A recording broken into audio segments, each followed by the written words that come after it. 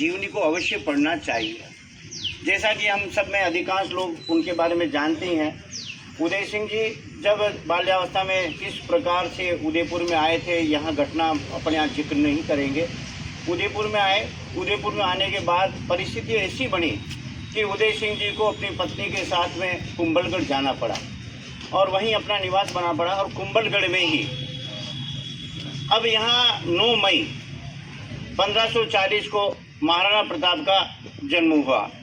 अब 2 चक्र हैं जो जिक्र यहाँ अधिकांश तारीख के हिसाब से 9 मई को मनाते हैं। वास्तव में हमारे यहाँ महापुरुषों की तिथियाँ जो है वह संवत विक्रम संवत से मनाई जाती है।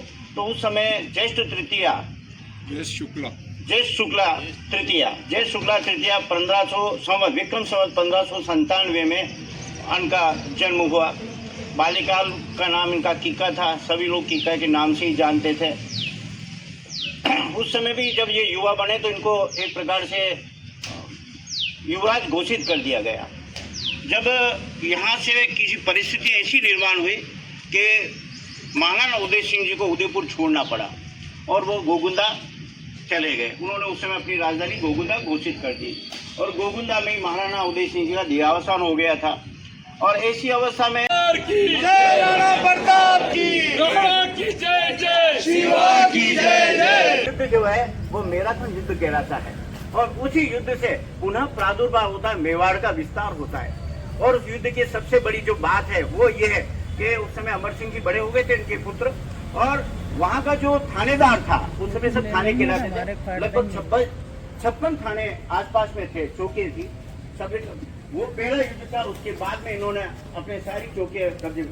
उस समय अमर सिंह ने वहाँ का जो सल्तनत था उसको एक अपनी तलवार से ऐसा काटा कि उसी समय उसके 2 टुकड़े हो गए। कल्पना कीजिए कितनी ताकत होगी तलवार में, कितनी जरूरत। ये जो कालखंड हुआ इसके बाद महाराणा प्रताप का पुनः एक प्रकार से आगे विस्तार हुआ।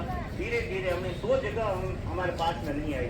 एक चित्तौड़ नहीं जीत सके, एक जहाजपुर जो वो स्थान है जहाँ जगमाल को वह जागीर के रूप में अकबर ने उनको प्रदान किया था। 2 स्थान महाराणा प्रताप अपने जीवन में नहीं जीत पाए। बाकी अमर सिंह के नेतृत्व में महाराणा प्रताप और अमर सिंह के कुशल योग्य। ये जो छापामार युद्ध शिवाजी ने प्रारंभ किया, ये छापामार युद्ध महाराणा प्रताप की देन है। इसे शूरवीर महाराणा प्रताप जिनकी जयंती आज हम मना रहे हैं, हम उनसे सीखें। हम किसी प्रकार से कितनी मुसीबत आ जाए परंतु हम समर्पण नहीं करेंगे इस देश के लिए, इस माटी के लिए, इस धर्म के लिए। हम जिएंगे तो इस देश के लिए जिएंगे, मरेंगे तो इस देश के लिए मरेंगे। जिए तो इस धर्म के लिए करेंगे। जो दृढ़ राखे धर्म को ताई राखे करता, ये महाराणा प्रताप मतलब अपने उसका है एक उद्घोष है। हमें इसको थोड़ा ध्यान में रखना चाहिए और हम अपने बच्चों को महाराणा प्रताप के इतिहास से देहावसान चामुंड में हुआ था। अपने बताया वहाँ समाधि बनी हुई है, चामुंड जाइए, बहुत अच्छा स्मारक बना हुआ है। 29 जनवरी 1597 को उनका देवलोक गमन हो गया था। उसके बाद के इतिहास आप पढ़िए, बड़ा अच्छा महाराणा प्रताप का इतिहास है। यदि महाराणा प्रताप के इतिहास को पढ़ने के बाद हमारा खून न खोले तो हम समझिए कि हमारा प्रताप राजपूती या ये देशभक्ति वाला खून नहीं है।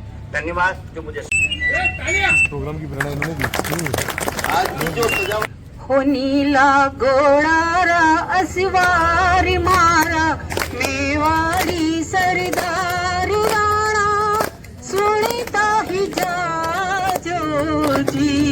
हो नीला गोळारा अस्वारी मारा मेवाड़ी से जाजो जी।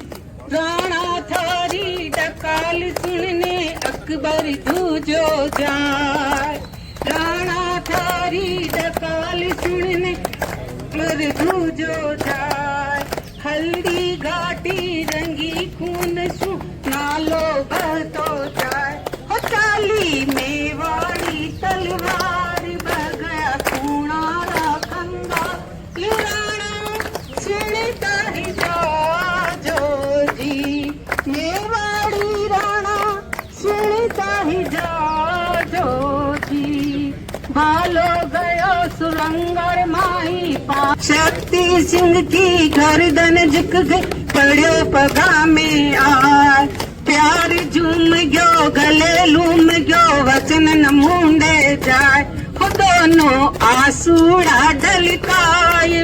जोरदार ताली बजाए।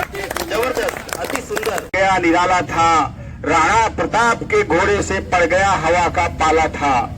गिरता न कभी चेतक तन पर राणा प्रताप का कोड़ा था। वह दौड़ रहा मस्तक पर यह आसमान का घोड़ा था। जो तनिक हवा से बाग हिली लेकर सवार उड़ जाता था। राणा की पुतली थी नहीं तब तक चेतक मुड़ जाता था। धन्यवाद। जय अमर रहे, अमर रहे।